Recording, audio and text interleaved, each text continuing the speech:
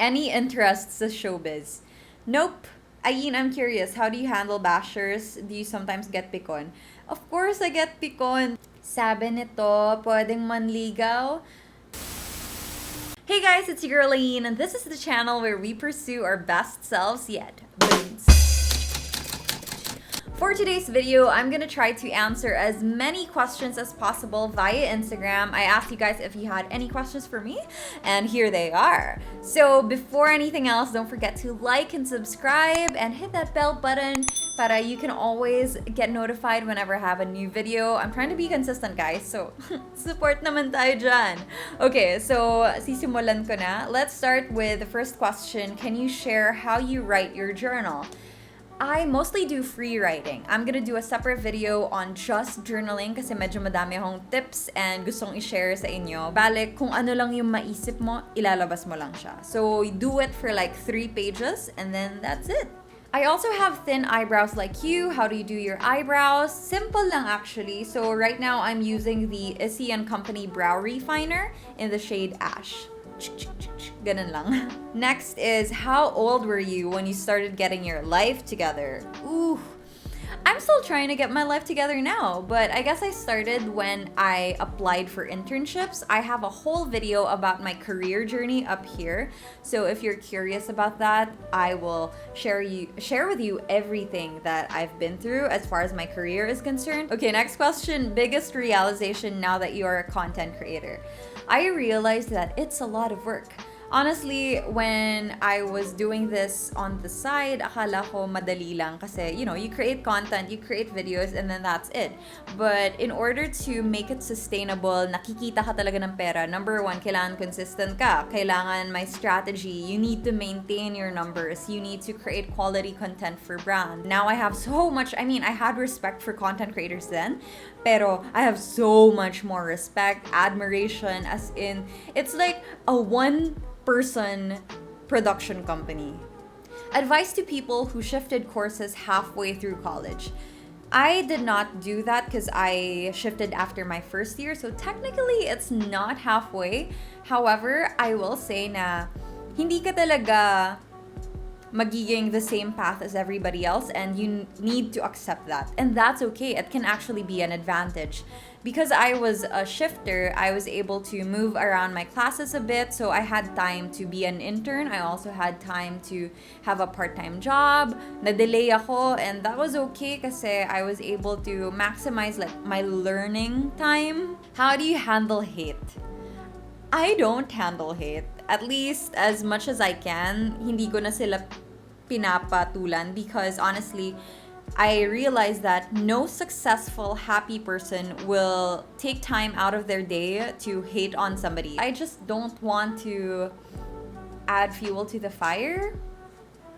Whatever, unless it can be an opportunity to educate. If I can do this with empathy and be able to educate about, let's say, an issue that I deeply care about, then I will converse. But at the end of the day, I always think about yung impact ko ba ay positive. If positive yung magiging impact ng response ko, then good. If hindi naman, cabs. Ay, shout out pala. Hi, Jaisal.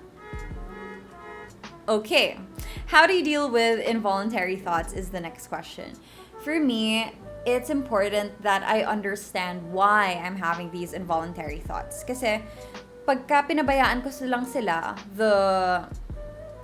usually what happens is it just gets worse and worse. Pero if I am able to process my ideas, my emotions, then I can pinpoint kung saan siya nanggagaling. Kung alam ko kung saan siya nanggagaling, then I can address the issue. How to stop being impatient?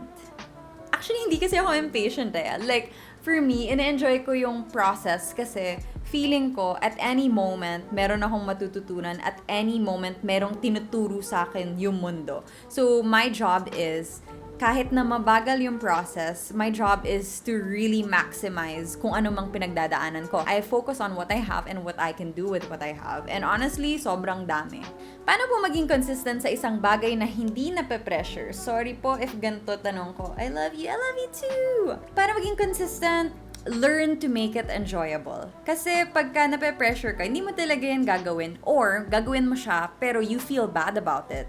Paano ka magiging consistent sa isang bagay na you feel bad about, diba? It's honestly all about reframing our mind, what's important, and how we do things. Meron at merong paraan para ayusin or i-improve yung situation. All we need to do is to figure out what that next step is. Who is your favorite morena or moreno celebrity? Syempre, meron pa bang iba? Our president, Nadine Lustre. She's my number one. I love her. Hi, Ate Ayn. What's your dream job po?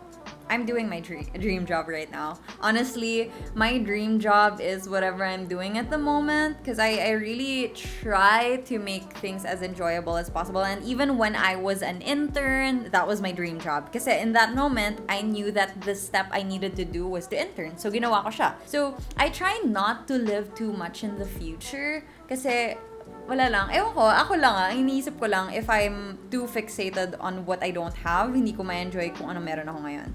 My next step would probably be, although hindi pa sa ngayon, sa tingin ko hindi pa ako fully ready, but I really do want to become an author. I want to write a book. Countries na napuntahan mo na. Okay, let's count, I guess. Hong Kong, Singapore for a competition nung dati, for my sister's competition. Malaysia for a competition ko naman nung high school, because cheerleading. Tapos, the US, kasi may pamilya kami doon. Spain, because nagtrabaho ako sa Spain. Japan, I lived in Japan before. The UK. France, I spent Christmas there when I was living in Spain. I also went to Italy to attend the wedding. Anyway, the rest of my travels are inside the country. Love local. Dami ko napuntahan sa Pilipinas. Yun talaga yung favorite ko. Most painful insult you have received. For me, it's somebody said na hindi daw authentic yung ginagawa ko. And to me, that really hurt na parang, like, what? That's all I tried to do. Nagsisimula pa lang ako. And I was really trying my best and it didn't feel like it was good enough. Pero ngayon, hindi na ako naaapektuhan kasi alam ko naman sa sarili ko kung ano talaga ako. Are you planning on getting another tattoo soon? Not anytime soon kasi gastos siya. So I'm just not thinking about it right now. But it would probably be my dog's face. Next, is there anything you want to tell your 18-year-old self? I would probably say na good friends are there for you.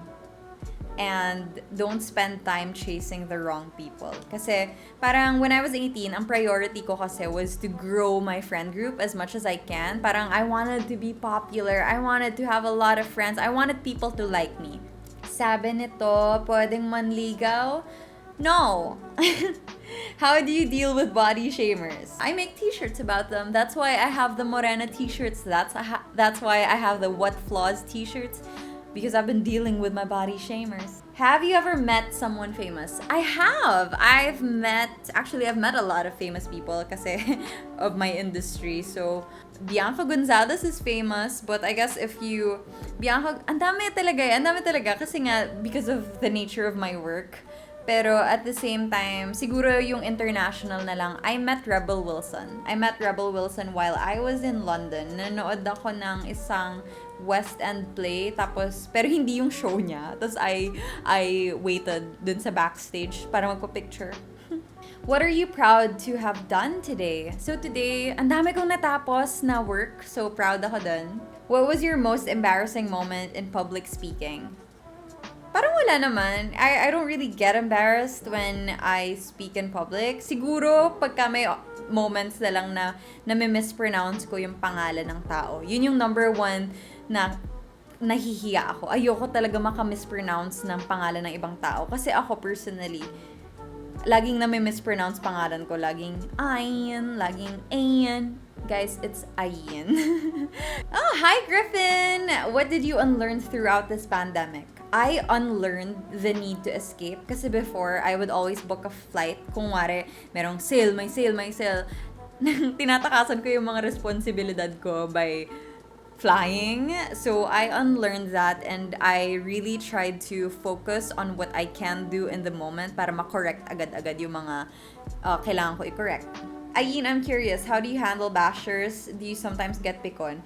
Of course, I get pikon. Pero kasi, I also want to be responsible with the content that I post. So, I try to sit with it and really, actually, I try to sleep on it para hindi ako as emotional when I respond. Kasi, ayoko nga may maling masabi. So, iniisip ko talaga yung kailangan ko sabihin. And if kailangan kong may sabihin. Kasi sometimes, I can just ignore and just not have the conversation. Any journal prompt ideas? Ooh, how about, here's an idea for you. Maybe you can write about your ideal life. So this is an exercise that I would do every year. So I would write about what my life would be like. So I would imagine na nandun na ako sa real dream life ko. Tapos susulat ko kung ano yung itsura nung araw na yon. Next question, what do you love most about yourself? I love that I am relentless and that I don't give up. So, kung meron man akong pagkukulang, aaralin ko kung paano ma-improve yun. Kung meron man akong madaming kailangan gawin, hihinga ako, tapos sasabihin ko, okay, isa-isa muna. Ano po kailangan para maging bagay ang makeup sa face? Tamang foundation, tamang shades. I think it needs a lot of practice and I'm still practicing to this day, pero one of the things that really helped me was figuring out kung ano yung tamang shade para sa akin. Next, first place to go when the pandemic is soon over. I would probably go to, I think I'm flying to Siargao first kasi andun madami akong friends sa Siargao and I miss the beach, I miss the quiet, I miss that. Although I know medyo dudumugan, so I'll probably go elsewhere. So, we'll see. Any interests sa showbiz? Nope. How should we heal after a breakup? Find your own hobbies. Honestly, if you find your own hobby, it's such a win-win kasi number one, you get to meet new people through your new hobby. Number two, you get to find something that you enjoy for yourself. So, meron kang iyong-iyo lang talaga. And number three, you learn a new skill. What are your other hobbies? Do you play video games? That's one thing I cannot do. I cannot play video games. I tried, hindi ko talaga kaya. Sims lang kaya ko. Other hobbies include rock climbing, swimming, painting, but I'm really bad at it. Watching Netflix. Advice for someone who's losing her spark in her career. Well, figure out what your other options are. And figure out your next steps. If you wanna stay, ano magiging future mo dun sa career na yun? If you wanna leave, where are you going next? Did you graduate with honors po ba? Nope. What are the opportunities for the youth today? Honestly, sobrang daming opportunities kasi meron tayong internet. So the internet will teach you anything you want to learn, whether it's business, kung ano man yan, and you can start. Ang dami sa mga natututunan ko sa internet ko lang nakuha, and if I can learn them and you are watching this video, ibig sabihin you also have access to that. So go learn through the internet. What do you advise for someone who is at your age and is still studying for her second course and not earning? Well, if you want to earn money, then maybe you should consider having a side hustle. Kasi hindi naman kailangan full-time yung commitment mo eh. Baka meron namang mga part-time opportunities. And if yun talaga yung nakaka-bother sa'yo, you wanna earn already, then maybe you can consider having a side hustle. Pero kung hindi mo naman kailangan, don't also pressure yourself. Kasi mamaya, baka kailangan mo lang talagang mag-focus. It really depends on your situation. Pero again, no pressure. Do what feels right for you. What is my age? I'm 26 years old. Turning 27. Gaano ka na po katagal na member ng MMTC, which is the Metro Manila Toastmasters Club? I just joined the club. See you. Oh, welcome to Metro Manila Toastmasters Club. I've been a member since 2019, so almost 2 years now. Well, I'm currently an officer and I can't wait to see you there. This is where I learned most of what I know about public speaking. Before I joined the Toastmasters International organization, I knew a little bit and I was pretty confident, but I had so much that I needed to improve na hindi ko malalaman kung hindi ako nag-join sa Toastmasters, sa Metro Manila Toastmasters Club. So yeah. Oh, last question. Are you single, ma'am? No. Thank you guys for watching. I hope you enjoyed this video, and I hope to see you guys soon. Bye. Stay confident. Mwah.